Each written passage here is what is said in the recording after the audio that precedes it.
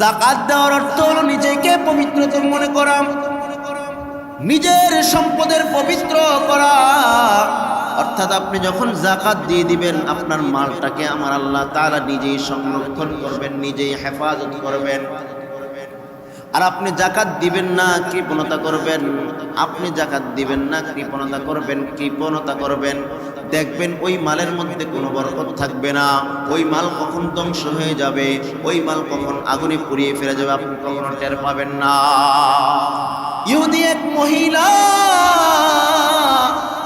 আল্লাহর রাসূলের এই কথাগুলো মনোযোগ সহকারে শুনতেছেন। অর্থাৎ যাকাত দিলে নাকি মালের হেফাজত, আমার আল্লাহ তাআলা নিজেই হেফাজতের মালিক হয়ে যান। সিরিয়ার দামেস্কের মধ্যে সিরাত থেকে মহিলার উটগুলো এবং অন্য মানুষের উটগুলো যখন মদিনার দিকে রওনা হয়ে গিয়েছে, মহিলার খাদেমরা সেবিকারা বলতে লাগলো, আপনার মালগুলো ধ্বংস হয়ে গেছে। এবার মহিলা ডাক দিয়ে বললেন, না না, আমার মালগুলো ধ্বংস হবে না, আমার উটগুলো ধ্বংস হবে না, কারণ আমি যাকাত দিয়েছি। কারণ মুহাম্মদের কথা, আব্দুল্লাহর পুত্র মুহাম্মদ, তার কথা যদি সত্য হয়, কারণ যেই ব্যক্তি মালের যাকাত দিবে ওই ব্যক্তির মালের হেফাজত আমার আল্লাহ নিজেই করে দিবে। সুবহানাল্লাহ। কিছুক্ষণ পরে মহিলা শুনতে পেল তার উটগুলো বাড়ির মধ্যে ফিরে আসছে। এবার উটের কর্মচারীদেরকে ডাক দিয়া বললেন, কি উপায়? অন্য ব্যবসায়ীদের মালগুলো ডাকাতরা দখল করে নিয়েছে, ডাকাতরা নিয়ে গিয়েছে, তোমার মালগুলো কেন ডাকাতরা দখল করে নাই? এবার ব্যবসায়ী কর্মচারীরা ডাক দিয়া বললেন, মালিক, মুহাম্মদ মিয়া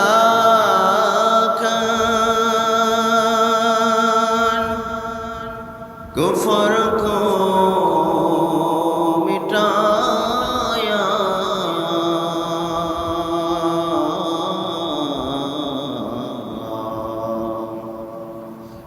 मोहम्मद में आकर कुफर को मिटाया,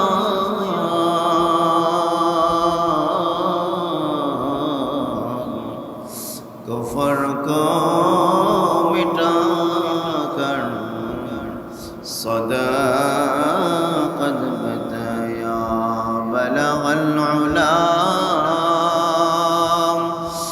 बिकमालिही कशफत तुजा बिजमालिही,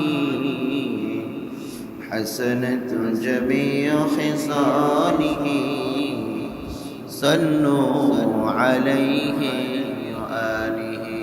ला इलाहा इल्लल्लाह, ला इलाहा इल्लल्लाह, ला इलाहा इल्लल्लाह, ला इलाहा इल्लल्लाह, ला इलाहा इल्लल्लाह, ला इलाहा इल्लल्लाह, ला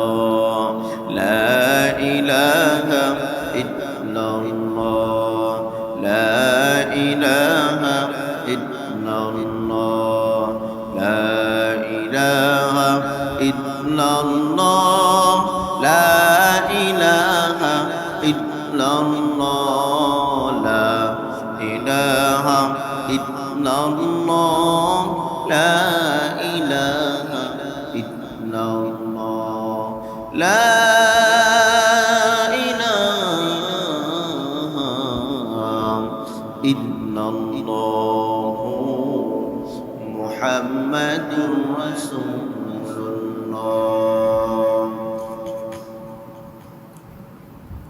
আলহামদুলিল্লাহ,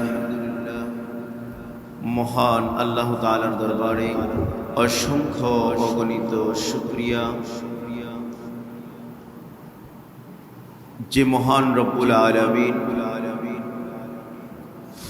আপনাকে আমাকে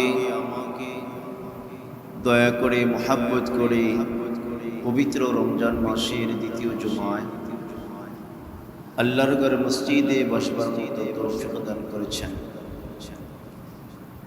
আপনার মতো আমার মতো অসংখ্য মানুষ যারা নাকি ইচ্ছা করলেও মসজিদমুখী হতে পারে না, দুনিয়াবি অনেক কাজের মধ্যেই তারা এতটা পরিমাণ ব্যস্ত আছে। কেউ বা হাসপাতালের মধ্যে ভর্তি আছে, কেউ বা অসুস্থতার মধ্যে বাড়িতে বসে আছে। তাদেরও ইচ্ছা আকাঙ্ক্ষা ছিল এই রমজান মাসে যদি একটু বেশি আমল করতে পারতাম, কিন্তু আপনাকে আমাকে আল্লাহ তাআলা সুস্থ রেখে সবল রেখে যাচাই করে বাছাই করে মোহাব্বত করে ভালোবেসে দুনিয়ার সর্ববৃহত্তর কাজ অর্থাৎ নামাজ, জুমার নামাজ, এই জুমার নামাজে বসবার মতো তৌফিক দান করেছেন। এজন্য কালিমাতুশ শুকর আদায় করি আলহামদুলিল্লাহ। জুমার নামাজ এতটা একটা গুরুত্বপূর্ণ, যদি কোনো মুসলমান মুমিন ব্যক্তি ইচ্ছাকৃতভাবে এই জুমার নামাজ থেকে নিজেকে ফারেক করে নেয়, রাসূলুল্লাহ সাল্লাল্লাহু আলাইহি ওয়াসাল্লাম বলেন ওই ব্যক্তির উপর লানত বর্ষিত হোক, নাউযুবিল্লাহ। জুমার নামাজ একটা গুরুত্ব। কোরআনুল কারীমের মধ্যে আল্লাহ তাআলা বলেন, ইয়া আইয়ুহাল্লাযীনা আমানু ইযা নুদিয়া লিস-সালাহ মিন ইয়াউমিল জুমআতি ফাসআউ ইলা যিকরিল্লাহি ওয়া দারুল বাই' যালিকুম খায়রুল লাকুম ইন কুনতুম তা'লামুন। আল্লাহ তাআলা বলেন, হে দুনিয়ার ঈমানদারেরা, ইয়া আইয়ুহাল্লাযীনা আমানু, হে ঈমানদারেরা, ইযা নুদিয়া লিস-সালাহ, যখন জুমার নামাজের সময় হয়ে যায়, ইযা নুদিয়া লিস-সালাতি মিন ইয়াউমিল জুমআতি ফাসআউ ইলা যিকরিল্লাহি ওয়া দারুল বাই', জুমার যখন সময় হয়ে যায়, তোমরা দুনিয়ার যত ব্যস্ততা আছে, বেচা কিনা, চাকরি বাকরি যাহা কিছু আছে, সবগুলাকে ফারেক করে, সবগুলো থেকে নিজেকে বিচ্ছিন্ন করে আমি আল্লাহকে স্মরণ করার জন্য তোমরা মসজিদমুখী হয়ে যাও, মসজিদের মধ্যে হয়ে যাও। এটা কার আদেশ? জোরে বলতে হবে, কার আদেশ? আল্লাহর আদেশ। তাহলে আমরা আল্লাহর আদেশকে মানি না, লঙ্ঘন করে আমরা দুনিয়াবি কর্মকাজের মধ্যে নিজেকে ব্যস্ত রেখেছি। যে আল্লাহ পাক রব্বুল আলামিন আপনার আমার রিজিকের ফয়সালা করলেন, আপনাকে আমাকে বানাইলেন, সৃষ্টি করলেন, পৃথিবীর মধ্যে যাহা কিছু ডানে বামে সামনে পিছনে যাহা কিছু বান্দার জন্য সৃষ্টি করলেন, উপকারের জন্য সৃষ্টি করলেন, কিন্তু তার হুকুম আহকাম বিধিবিধান মানতে আমাদের ভালো লাগে না। তখন আল্লাহ পাক রব্বুল আলামিন নারাজ হয়ে যান। লাইন শাকারতুম লাযীদান্নাকুম ওয়া লাইন কাফারতুম ইন্না আযাবি লাশাদীদ। আল্লাহ পাক রব্বুল আলামিন বলেন, ও বান্দা, আমি তোমাকে নিয়ামত দিলাম, নিয়ামতের শুকরিয়া আদায় করো। নিয়ামতের শুকরিয়া কিভাবে আদায় করবা? আমার হুকুম আহকাম বিধিবিধান মানো। তুমি আমার বিধিবিধান মানবা না। শুনে রাখো বান্দা, যেই নিয়ামতগুলো আমি আল্লাহ তাআলা তোমাকে দিলাম, নিয়ামত ছিনায় নিতে বেশিক্ষণ সময় লাগবে না। শুধু তার মধ্যে আমি সীমাবদ্ধ থাকবো না, কঠিন কিয়ামতের দিন তোমাদের জন্য কঠিনতম আযাবের ব্যবস্থা আমি আল্লাহ তাআলা তৈরি করে রেখেছি। নাউযুবিল্লাহ। তাহলে যে আল্লাহ পাক রব্বুল আলামিন আপনাকে আমাকে তৈরি করলেন, সে আল্লাহর হুকুম আহকাম বিধিবিধান মানতে আমাদের অনীহা। জুমার দিন একটা গুরুত্বপূর্ণ দিন, রমজান মাস আরো একটা গুরুত্বপূর্ণ মাস। এই মাসে আমাদের উচিত বেশি বেশি মসজিদমুখী হওয়া, বেশি বেশি নামাজ পড়া, বেশি বেশি ইবাদতের মধ্যে নিজেকে বিলিয়ে দেওয়া। কিন্তু আমরা দুনিয়াবী কাজের মধ্যে আমরা এতটা পরিমাণ নিজেকে বিলিয়ে দিয়েছি। তো আল্লাহ পাক রব্বুল আলামিন আপনাকে আমাকে দুনিয়াবী সব কাজ থেকে ফারেক করে আল্লাহর ঘর মসজিদে বসবার মতো তৌফিক দান করেছেন। এজন্য আরেকবার জোরে শুকরিয়া আদায় করি আলহামদুলিল্লাহ। যেহেতু আজকে রমজান মাসের দ্বিতীয় জুমা, যে প্রেক্ষাপট নিয়ে আলোচনা করব, আল্লাহ পাক রব্বুল আলামিন কোরআনুল কারীমের মধ্যে বলেন, যেই জায়গার মধ্যে আল্লাহ তাআলা মানুষদেরকে আল্লাহ পাক রব্বুল আলামিন নামাজের কথা বলেছেন এবং সেই জায়গার মধ্যে আল্লাহ তাআলা যাকাতের কথা বলেছেন।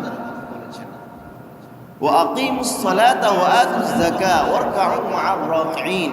আল্লাহ তাআলা বলেন, তোমরা যাকাত দাও এবং সালাত আদায় করো এবং রুকুকারীর সাথে তোমরা রুকু করো।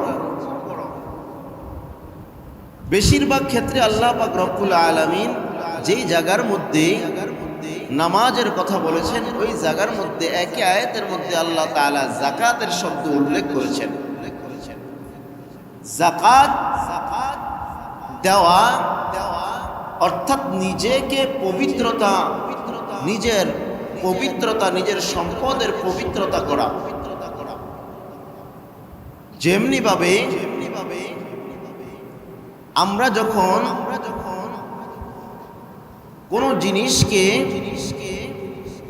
উত্তম আকার, উত্তম আকৃতিতে এটাকে ভালো করার জন্য, তৈরি করার জন্য কিছু মেডিসিন ব্যবহার করি, তার দ্বারা এই জিনিসটা ভালো হয়ে যায়, মন্দ থেকে ভালো হয়ে যায়। ঠিক তেমনি ভাবে আপনার সম্পদ, এই সম্পদকে পবিত্র করার জন্য এর মাধ্যম হলো এক নম্বরে হলো যাকাত। আপনি যখন এই যাকাত দিয়ে দিবেন, এই যাকাত দেওয়ার মাধ্যমে আপনার সম্পদকে আপনি পবিত্রতা করলেন। কদ আফলাহা মান যাক্কাহা, নিজের নফসকে পবিত্রতা করো, নিজের সম্পদকে পবিত্রতা করো। এই সম্পদকে যখন আপনি পবিত্রতা করবেন, সেই সম্পদের রক্ষণাবেক্ষণার মালিক আমার আল্লাহ নিজেই হয়ে যাবেন। সুবহানাল্লাহ। গোটা বিশ্বের ইতিহাসের পাতার মধ্যে বিভিন্ন সময় ওয়েবসাইট এবং ইউটিউব এবং টিভির মধ্যে, পত্র পত্রিকায়, খবরের মধ্যে দেখা যায় লক্ষ কোটি কোটি বিলিয়ন ডলার দেখবেন ধ্বংস হয়ে গিয়েছে, আগুনে পুড়ে ছাই হয়ে গিয়েছে। তাদের থেকে জানতে পারবেন তারা ঠিকমতো যাকাত আদায় করে নাই, অসহায় ব্যক্তি গরিবদেরকে তারা সাদাকা দেয় নাই, তার কারণে আল্লাহ নারাজ হয়ে গিয়েছেন, তার সম্পদকে আমার আল্লাহ ধ্বংস করে দিয়েছেন। কারণ এটা গরিবের হক, এটা এতিমদের হক, মিসকিনদের হক। কিন্তু দেখা যায় এই জিনিসটা আপনি নিজের মধ্যে ভোগ করেন,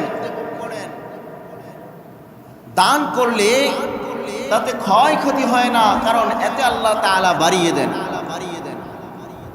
مثل الذين ينفقون في سبيل الله كمثل حبة أنبتت 7 سنابل في كل سنبلة 100 حبة والله يضاعف لمن يشاء والله واسع عليم।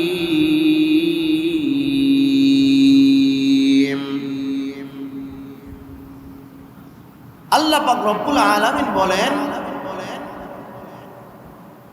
তুমি যখন দান করবা, এই দানের পরিমাণ কেমন হবে? এই দানের পরিমাণে এতটা পরিমাণ বাড়বে। একটা কৃষক ব্যক্তি যখন একটা বীজ জমিনের মধ্যে রোপণ করে, অর্থাৎ বীজ রোপণ করা হয়, এক একটা বীজ থেকে যেরকম 700টা বীজ গজায়, তার থেকে 100 গুণ বেশি গজায়। কিন্তু যেই বান্দা আল্লাহর রাস্তায় দান করবে, গরিব মিসকিনকে দান করবে, ও মুসলমান, তার বিনিময় একটার বিনিময় 100 গুণ সওয়াব তার আমল নামায় আমার আল্লাহ লিখে দিবে। সুবহানাল্লাহ। আল্লাহর নবীর প্রিয় সাহাবী হযরতে বেলাল হাবশী রাদিয়াল্লাহু তাআলা এতটা পরিমাণ গরীব ছিলেন, এতটা পরিমাণ কালো ছিলেন, কিন্তু বেলালকে আল্লাহ তাআলা বেশি পছন্দ করতেন। একদিন বেলাল মসজিদের মধ্যে আজান দেয় না, আল্লাহর দরবারে আজান কবুল হয় নাই। বেলাল যতক্ষণ না পর্যন্ত আজান না দিবে, ততক্ষণ না পর্যন্ত জমিনের মধ্যে ফজরের নামাজ হবে না। সুবহানাল্লাহ। আল্লাহর নবী বেলালকে ডাক দিয়া বললেন, বেলাল, আমি জানি তুমি এতটা পরিমাণ গরীব। যেই বেলালের লজ্জা স্থান রাখার জন্য মুরগিটা ছাড়া আর কিছু বেলালের ছিল না, কিন্তু আল্লাহর নবী বেলালকে ডাক দিয়া বললেন, বেলাল, ও বেলাল, তুমি আল্লাহর রাস্তায় দান করো, কারণ দানকারীকে আমার আল্লাহ পছন্দ করেন। ও বেলাল, তুমিও দান করো, এই দানের পরিমাণ আমার আল্লাহ বাড়িয়ে দিবেন। সুবহানাল্লাহ।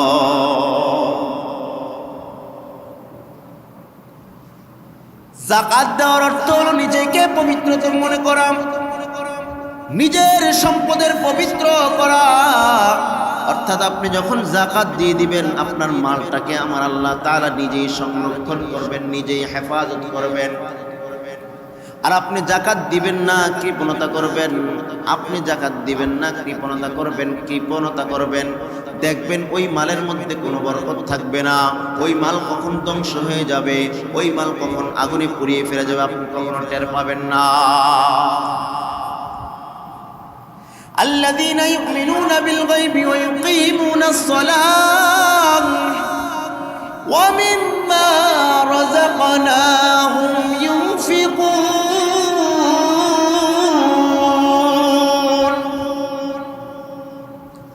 আল্লাহ পাক রব্বুল আলামিন বলেন, الذين يؤمنون بالغيب ويقيمون الصلاة ومما رزقناهم। আল্লাযীনা ইউমিনুনা বিল গায়বি, যারা ঈমান এনেছে, যারা ইউমিনুনা অদৃশ্যের উপরে। বান্দা জান্নাত দেখে নাই, বান্দা জাহান্নাম দেখে নাই, বান্দা ফুলসিরাত দেখে নাই, কিন্তু বান্দা এগুলোকে বিশ্বাস করছে, বিল গায়ব অদৃশ্যের উপরে ঈমান আনছে। আল্লাযীনা ইউমিনুনা বিল গায়বি ওয়া ইউকিমুনাস সালাহ, এবং সালাত আদায় করেছে। ওয়া মিম্মা রাযাকনাহুম ইউনফিকুন, আমি বান্দাকে যা দিয়েছি বান্দা তা থেকে ব্যয় করেছে। আমি বান্দাকে যেই সম্পদগুলো দিয়েছি, এই সম্পদের মালিক তো তুমি না, এই জায়গার মালিক তো তুমি না, এই বাড়ির মালিক তো তুমি না, এর মালিক হলো আমি। কারণ তার চাহিবার মতো তার কাছে কেউ নাই, তিনি কারো সমকক্ষ নয়, তিনি কারো কাছ থেকে চান না। কিন্তু পৃথিবীর মধ্যে দেখা যায় একটা বাড়িওয়ালা মালিক, তিনি যদি 10টা বাড়ির মালিকও থাকে, তার চাহিদা থাকে সে আরেকটা কিভাবে বানানো যায়। কথা ঠিক কিনা? তোমাকে আমি আল্লাহ তাআলা এই সম্পদগুলো দিলাম, এই সম্পদ থেকে তুমি ব্যয় করো। এখন আপনি চিন্তা করেন, আল্লাহ আমাকে কিভাবে আবার দিলেন, আল্লাহ আমাকে কিভাবে দিলেন। আমি তো ব্যবসা করে, চাকরি করে, বাণিজ্য করে, এইটা সেইটা দান্দা ফিকির করে, হারাম পথে উপার্জন করে আমি এগুলো আদায় করেছি, কামাই করেছি, আল্লাহ আবার কিভাবে দিলেন? যুবক ভাইরা, বিবেক আকলকে বুদ্ধি খাটিয়ে দেখেন, এই হাত দিলেন কে? জোরে বলেন কে? এই পা দিলেন কে? এই আকল দিলেন কে? আল্লাহ যদি দিয়ে থাকেন, দেখবেন একটা গাড়ি চালকওয়ালা ব্যক্তি যখন গাড়ি চালায়, তার মধ্যে যদি জ্বালানি গ্যাস অর্থাৎ পেট্রোল পাম্প যদি না থাকে, তাহলে সেই গাড়ি চলবে? জোরে বলেন চলবে? আপনার মতো একই ব্যক্তিকে আল্লাহ তাআলা তৈরি করলেন, আপনার মতো একই শ্রেণীর ব্যক্তিকে আল্লাহ তাআলা তৈরি করলেন, যার কোনো হাত নাই, যার কোনো পা নাই, সে ঠিক মতো চলতে পারে না, কামাই রোজগার কিছুই করতে পারে না, কিন্তু আল্লাহ আপনাকে সুস্থ রাখলেন, সবল রাখলেন, ভালো রাখলেন। আপনি তার দ্বারা আয় করতে পারতেছেন, ওই ব্যক্তি আয় করতে পারতেছে না, তার পরিবার নিয়ে সে সুন্দর মতো চলতে পারতেছে না, কিন্তু আপনাকে আল্লাহ তাআলা শক্তি দিলেন, সামর্থ্য দিলেন, বুদ্ধি দিলেন, জ্ঞান দিলেন। এই জিনিসটা তো ওই ব্যক্তিকে দিতে পারতেন কিনা? পারতেন না। কিন্তু আপনাকে দিলেন, যদি আপনার থেকে কেড়ে নিত, যদি আপনার থেকে আল্লাহ তাআলা কেড়ে নিত, তাহলে তো আপনি এই আয় রোজগার, আপনার সম্পদের পাহাড় আপনি করতে পারতেন না। তো আল্লাহ তাআলা যেহেতু আপনাকে দিলেন, আপনাকে যেহেতু আল্লাহ তাআলা এর মালিক বানিয়ে দিলেন, তাহলে আপনি কেন কৃপণতা করবেন? আল মালু ওয়াল বানুনা জিনাতুল হায়াতিদ দুনিয়া, আল মালু ওয়াল বানুনা জিনাতুল হায়াতিদ দুনিয়া। দুইটা জিনিস বড়ই বিপদ, দুইটা জিনিস বড়ই বিপদ। এক নম্বরে হলো মাল, আরেক নম্বরে হলো সম্পদ। যার সন্তান থাকে বেশি, তার দাপটের ঠেলায় সমাজের মধ্যে থাকা যায় না। যার সন্তান বেশি, এই সন্তানের দাপটের ঠেলায় সমাজের মধ্যে থাকা যায় না। যার সম্পদ বেশি, এই সম্পদের ঠেলায় ঘরের মধ্যে থাকা যায় না। কথা ঠিক কিনা? আল মালু ওয়াল বানুনা জিনাতুল হায়াতিদ দুনিয়া। বান্দারে এই দুইটা জিনিস দুনিয়ার জন্য বড়ই বিপদ। সম্পদও বিপদ, সন্তানও বিপদ। এই সম্পদ যদি আপনি কাজের কামে লাগাইতে পারেন, ভালো কাজের মধ্যে লাগাইতে পারেন, তাহলে আপনি হলো ধন্য। আর যদি এই সম্পদগুলোকে আপনি ভালো কাজের মধ্যে লাগাইতে না পারেন, তাহলে আপনার মতো বোকা পৃথিবীর মধ্যে আর কেউ নয়। এই জন্য আল্লাহ পাক রব্বুল আলামিন বলেন, ওয়াকিমুস সালাতা ওয়া আতুজ যাকাত, তোমরা যাকাত আদায় করো, সালাত আদায় করো এবং যাকাত দাও। নিজেকে পবিত্রতা করো, নিজের সম্পদের পবিত্রতা করো, কারণ যাকাত দিলে কোনো ক্ষতি নাই। তার দ্বারা আমার আল্লাহ পাক রব্বুল আলামিন আপনার সম্পদের হেফাজত করবে। সুবহানাল্লাহ। নবী পয়গম্বর একদিন সাহাবীদেরকে নিয়ে যাকাতের কথা বলতেছেন। ইহুদি এক মহিলা আল্লাহর রাসূলের এই কথাগুলো মনোযোগ সহকারে শুনতেছেন। অর্থাৎ যাকাত দিলে নাকি মালের হেফাজত, আমার আল্লাহ তাআলা নিজেই হেফাজতের মালিক হয়ে যান। সিরিয়ার দামেস্কের মধ্যে, সিরিয়ার থেকে মহিলার উটগুলো এবং অন্য মানুষের উটগুলো যখন মদিনার দিকে রওনা হয়ে গিয়েছে, মহিলার খাদেমরা, সেবিকারা বলতে লাগলো, আপনার মালগুলো ধ্বংস হয়ে গেছে। এবার মহিলা ডাক দিয়ে বললেন, না না, আমার মালগুলো ধ্বংস হবে না, আমার উটগুলো ধ্বংস হবে না, কারণ আমি যাকাত দিয়েছি। কারণ মুহাম্মদের কথা, আব্দুল্লাহর পুত্র মুহাম্মদ, তার কথা যদি সত্য হয়, কারণ যেই ব্যক্তি মালের যাকাত দিবে, ওই ব্যক্তির মালের হেফাজত আমার আল্লাহ নিজেই করে দিবে। সুবহানাল্লাহ। কিছুক্ষণ পরে মহিলা শুনতে পেল তার উটগুলো বাড়ির মধ্যে ফিরে আসছে। এবার উটের কর্মচারীদেরকে ডাক দিয়া বললেন, কি উপায়? অন্য ব্যবসায়ীদের মালগুলো ডাকাতরা দখল করে নিয়েছে, ডাকাতরা নিয়ে গিয়েছে, তোমার মালগুলো কেন ডাকাতরা দখল করে নাই? এবার ব্যবসায়ী কর্মচারীরা ডাক দিয়া বললেন, মালিক, আমরা ওই ডাকাত দল থেকে কিছুটা দূরে ছিলাম, কিছুক্ষণ পরে তাদের কাছে আমরা এসে পড়তাম, কিন্তু আরবের যেই তাদেরকে জাহাজ বলা হইতো, প্রথম উট যেই সামনের উটটা যেদিকে যাবে, পিছনের উটগুলো সেদিকে যাবে। ওই কাফেলার দিকে তাকাইলাম, তাদের মালগুলো যখন ডাকাতের দখলের মধ্যে চলে গেল, হঠাৎ করে দেখলাম আমাদের যেই সামনের উটটা ছিল সাথে সাথে বসে পড়লো। ডাকাতের দল চলে গেল। আমরা নির্দ্বিধায় আপনার কাছে আমরা সুন্দরভাবে পৌঁছে গেলাম। সুবহানাল্লাহ। এবার মহিলা ডাক দিয়া বললেন, কোরআন সত্য, আব্দুল্লাহর পুত্র মুহাম্মদের কথা সত্য। যদি কোনো ব্যক্তি যাকাত দেয়, মালের যাকাত, সম্পদের যাকাত আদায় করে, ওই ব্যক্তির মাল আমার আল্লাহ নিজেই হেফাজত করবে। সুবহানাল্লাহ। আজকাল সমাজের মধ্যে দেখা যায় আমরা যাকাত দিতে কৃপণতা করি, কিন্তু যাকাতের মালিক তো আমরা না। আম্মা জানা আয়েশা সিদ্দিকা রাদিয়াল্লাহু তাআলা তার খাদেমকে ডাক দিয়া বললেন, খাদেম, আমার ঘরের মধ্যে কিছু যাকাতের পয়সা আছে, এই যাকাতের পয়সাগুলো অমুক অসুস্থ মহিলার ব্যক্তির কাছে দিয়ে আসবা, কিন্তু 3টা শর্ত মনে রাখবা। কয়টা শর্ত? জোরে বলেন, কয়টা শর্ত? 3টা শর্ত। কিন্তু আমরা যাকাত নিয়ে কৃপণতা করি। আপনাকে আল্লাহ তাআলা 100 টাকার মালিক বানিয়ে দিয়েছেন, তার মধ্যে আপনি কি 2.5 টাকা গরিবকে আপনি দিতে পারবেন না? পুরোটাই আপনার জন্য। সাবধান, এই 2.5 টাকা যখন তার সাথে যখন আপনি অন্তর্ভুক্ত করবেন, পুরোটা আপনার জন্য হারাম হয়ে যাবে। কখন কোন দিক থেকে যেন এটা গায়েব হয়ে যাবে আপনি কখনো টেরও পাবেন না। আপনি যখন আপনার মাল থেকে 2.5 টাকা, 100 টাকার থেকে 2.5 টাকা আপনার গরিবকে দিয়ে দিলেন, যারা যাকাত খাওয়ার উপযোগী, কারণ যাকাত আপনি দিলেন, তাদের প্রতি আপনি দয়া করলেন না, কারণ আপনি হলেন তার কাছে ঋণী। আপনি তাদেরকে দিলেন, তার থেকে আপনি নিজেকে পবিত্রতা করলেন।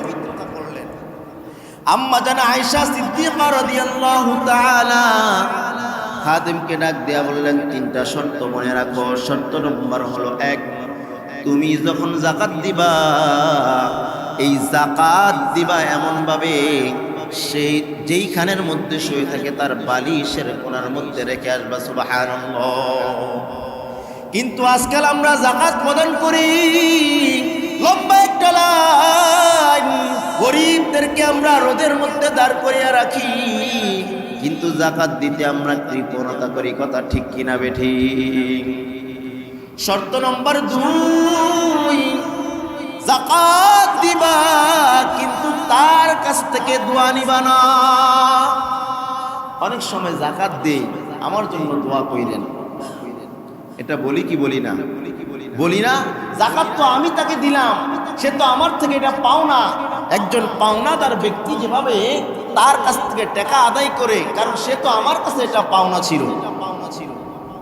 3 নম্বরে হলো, আপনি যখন যাকাত দিবেন, যাকাত দেওয়ালার হাত থাকবে নিচে, কারণ একজন গ্রহীতার হাত থাকে নিচে, যে দিবে তার হাত থাকে উপরে, কিন্তু আপনার হাত থাকবে নিচে, কারণ সে আপনার কাছে পায়। কথা ঠিক কিনা? সে আপনার কাছে পায়, আপনি তাকে এটা দিয়ে দিবেন।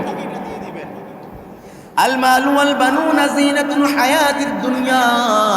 বান্দারে, এই সম্পদের পাহাড় যখন আপনি করবেন, এই সম্পদের পাহাড় যখন আপনি করবেন, এই সম্পদের যাকাত যদি আপনি ঠিকমতো না আদায় করেন, দেখবেন এই সম্পদ কখন কোন দিক থেকে কোন অবস্থার মধ্যে আগুনে পড়ে ছাই হয়ে যাবে।